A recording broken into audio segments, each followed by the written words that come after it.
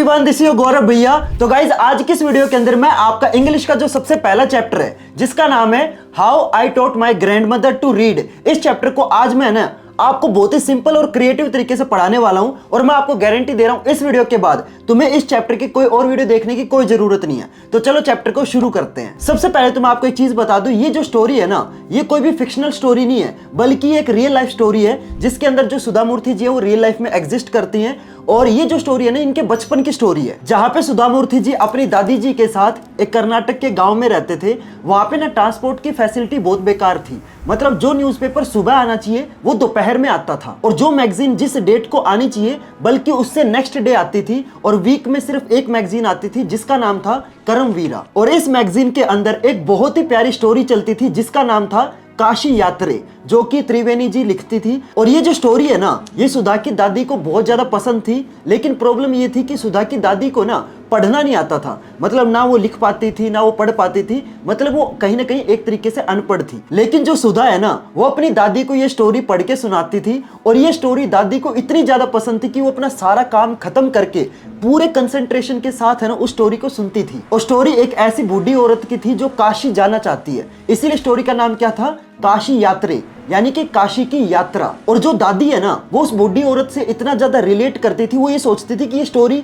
मेरे बारे में लिखी हुई है, क्योंकि जो सुधा की दादी है ना, वो भी काशी की यात्रा करना चाहती थी। लेकिन स्टोरी के अंदर एक दिन ऐसा ट्विस्ट आता है, उस बुढ़ी औरत ने जितने पैसे इकट्ठे करे थे, उसकी जितनी भी सेविंग उसने करी थी ना काशी की यात्रा करने के लिए, वो सारे पैसे एक ऑर्फन लड़की की शादी के लिए दे देती है। और ये सुनकर सुधा की जो दादी है ना, वो थोड़ी सी मतलब अपसेट हो जाती है कि मतलब उसका जो सपना था कि वो भी कभी ना कभी काशी की यात्रा करेगी, तो उसने अपने जितने पैसे थे वो एक ऑर्फन की लड़की की शादी के लिए दे दिए।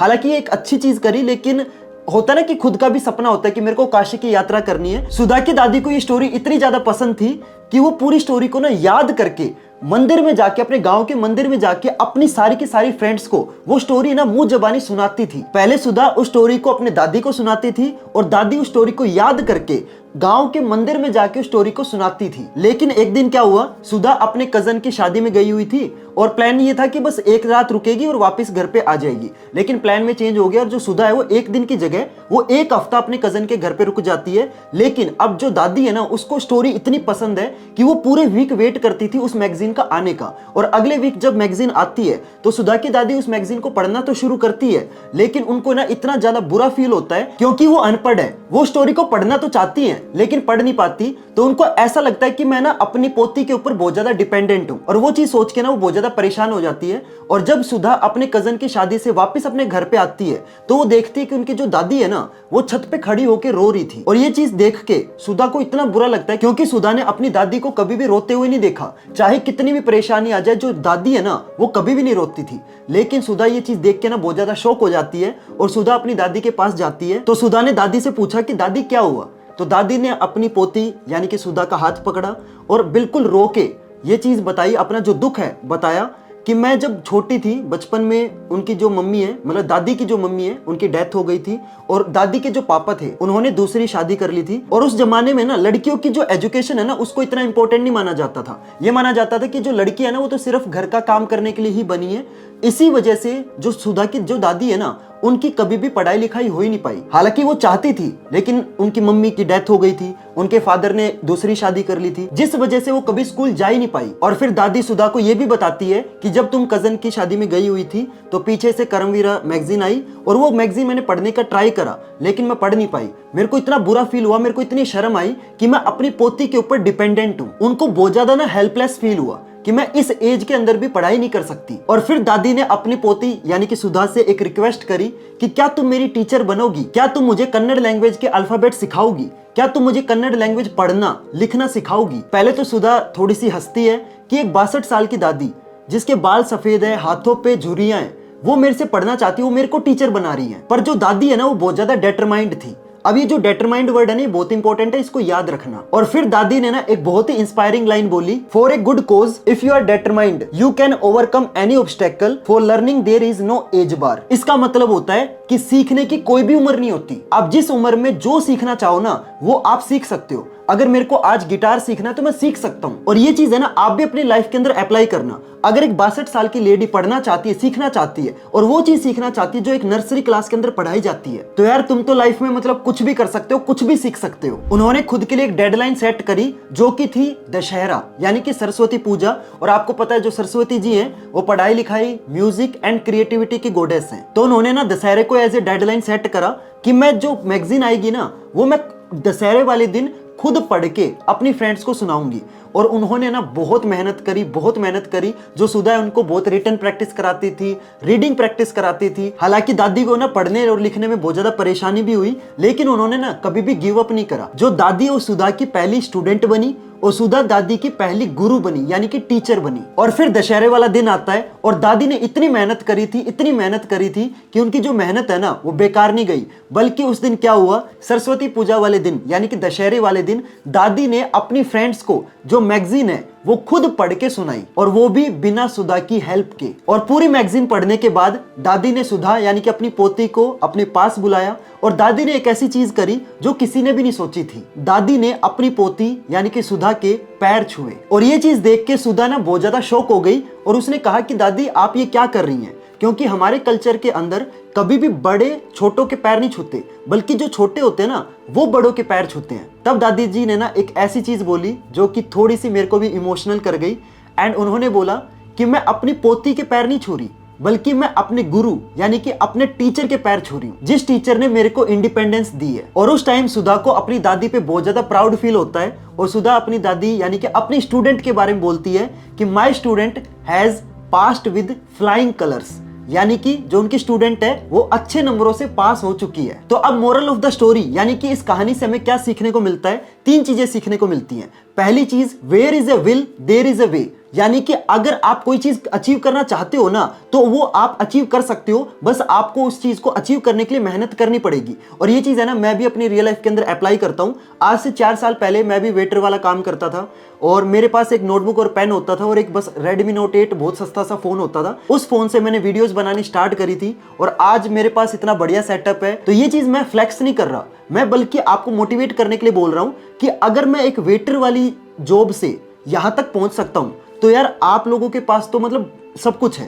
तो आप तो कुछ भी कर सकते हो। अगर तुम चाहो ना तो क्लास 9th के अंदर टॉप भी कर सकते हो, बस तुम्हें मेहनत करनी पड़ेगी। दूसरी चीज हमें सीखने को मिलती है कि जो एज है ना वो कभी भी सीखने का बैरियर नहीं होना चाहिए। जैसे इस वीडियो को एक 17 साल का बच्चा एडिट करेगा, अब एक 17 साल का बच्चा भी इस वीडियो को बहुत अच्छे से एडिट कर सकता है, राइट। तो अगर एक 17 साल का बच्चा एडिटिंग सीख सकता है तो यार आप भी बहुत सारी चीजें सीख सकते हो। क्यों? क्योंकि सीखने की कोई भी उम्र नहीं होती। और तीसरी और जो सबसे ज्यादा जरूरी चीज जो हमें स्टोरी से सीखने को मिलती है कि जो एजुकेशन है ना वो हमें इंडिपेंडेंट बनाती है। और ये स्पेशली मैं लड़कियों को बोलना चाहूंगा, क्योंकि जैसे मैं खुद हरियाणा से आता हूँ और हरियाणा में हालांकि अब तो बहुत कम हो गया लेकिन पहले बहुत ज्यादा होता था कि जो लड़कियों की एजुकेशन है ना उसको इतना मतलब वैल्यू नहीं दी जाती थी, उसको इतना इंपॉर्टेंट नहीं माना जाता था। लेकिन एक चीज हमेशा याद रखना, जो एजुकेशन है ना वो आपको स्ट्रॉन्ग एंड इंडिपेंडेंट बनाती है। अगर आप अपनी लाइफ में किसी पे डिपेंड रहोगे ना तो आज नहीं तो कल वो लोग आपका फायदा उठाना चाहेंगे या वो चीज है ना आपको जता देंगे। लेकिन अगर आप अपनी लाइफ के अंदर स्ट्रॉन्ग और इंडिपेंडेंट बनोगे ना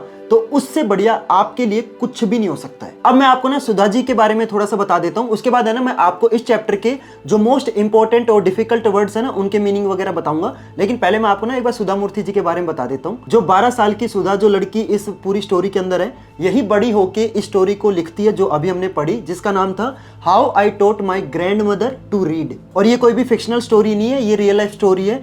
ये जो सुधा मूर्ति जी हैं ये आज भी जीवित हैं और इनकी शादी नारायण मूर्ति यानी कि जो कि इंडिया के वन ऑफ द मोस्ट मतलब मल्टी बिलियनियर जो इन्फोसिस के फाउंडर हैं, उनके साथ इनकी शादी होती है। दोनों हस्बैंड वाइफ बहुत ज्यादा टैलेंटेड है। और जो सुधा मूर्ति जी हैं वो टेल्को कंपनी की पहली फीमेल इंजीनियर थी। इनको हमारी इंडियन गवर्नमेंट से पद्म श्री और पद्म भूषण जो कि बहुत बड़े अवार्ड हैं ये भी इनको मिले हुए हैं। अब मैं आपको इस चैप्टर के जो मोस्ट इंपॉर्टेंट और जो डिफिकल्ट वर्ड है ना वो मैं आपको बताता हूं जो कि आपको आंसर राइटिंग में ना बहुत ज्यादा हेल्प करेंगे।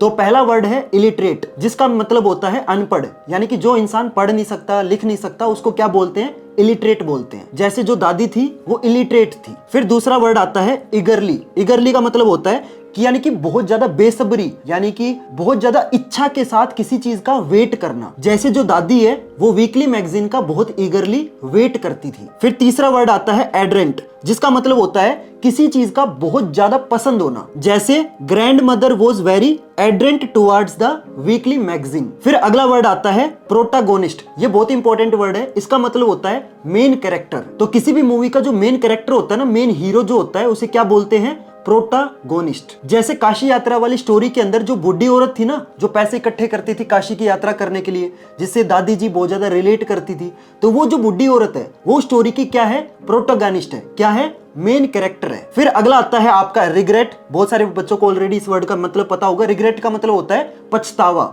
यानी कि आप कोई चीज करना चाहते हो लेकिन कर नहीं पाए। जैसे जो दादी वो बचपन में पढ़ना चाहती थी, तो दादी को रिग्रेट होता था कि वो बचपन में पढ़ाई क्यों नहीं कर पाई। वो दादी को क्या होता था? पछतावा होता था। तो पछतावा को क्या बोलते हैं? रिग्रेट। फिर अगला वर्ड आता है डिटरमाइंड। मैंने आपको बताया था डिटरमाइंड वर्ड बहुत इंपॉर्टेंट है, ध्यान से सुनना। इसका मतलब क्या होता है? जिसका इरादा पक्का हो कि मतलब मेरे को ये चीज अचीव करनी है तो करनी है। जैसे जो दादी वो बहुत ज्यादा डिटरमाइंड थी कि मेरे को दशहरे से पहले कन्नड़ लैंग्वेज पढ़नी और लिखनी आनी चाहिए। फिर अगला वर्ड आता है अफेक्शनेट। अफेक्शनेट का मतलब होता है कि अफेक्शन के साथ अपने प्यार को जताना। मतलब किसी को कुछ गिफ्ट कर दिया तो आप क्या कर रहे हो? अपना कोई एफर्ट डाल के अपना प्यार किसी को जता रहे हो, इसे बोलते हैं अफेक्शनेट। अगला वर्ड बहुत इंपॉर्टेंट है, ध्यान से सुनना। दैट इज ऑर्थोडॉक्स, यानी कि किसी इंसान की पुरानी सोच होना। जैसे आजकल भी बहुत लोगों की पुरानी सोच है कि लड़कियों को पढ़ना नहीं चाहिए, तो इसका मतलब क्या है? वो ऑर्थोडॉक्स है। जिनकी सोच पुरानी होती है ना, उनको क्या बोलते हैं? ऑर्थोडॉक्स। और आखिरी वर्ड है इंडिपेंडेंट, यानी कि जो किसी पे डिपेंड ना हो, यानी कि वो खुद में सक्षम है कोई चीज करने के लिए। जैसे जो दादी वो लास्ट में इंडिपेंडेंट बन गई। वो पहले सुधा के ऊपर डिपेंडेंट थी लेकिन आखिरी में वो क्या बन गई? इंडिपेंडेंट। क्यों? क्योंकि लास्ट में उन्होंने वो जो मैगजीन है वो खुद से पढ़ ली थी। तो यहाँ पे आपका ये जो बहुत ही प्यारा सा और इमोशनल सा जो चैप्टर है वो एंड होता है। होप करता हूँ आपको सारी चीजें अच्छे से समझ में आई होगी। अगली वीडियो के अंदर मैं आपको सेकंड चैप्टर का जो लेक्चर है ना वो मैं आपको प्रोवाइड करने वाला हूँ। तो आपको कुछ नहीं करना, चैनल को सब्सक्राइब करना है, ताकि जब मैं आपको सेकंड चैप्टर का लेक्चर प्रोवाइड करूँ ना तो आपको पता चल जाए। और प्लीज इस वीडियो को अपने फ्रेंड्स और क्लासमेट के साथ जरूर शेयर करना, ताकि यार इस वीडियो से ज्यादा बच्चों की हेल्प हो। तो चलो गाइज, मिलते हैं फिर अगली वीडियो में नए लेक्चर के साथ। तब तक के लिए goodbye and have a nice day.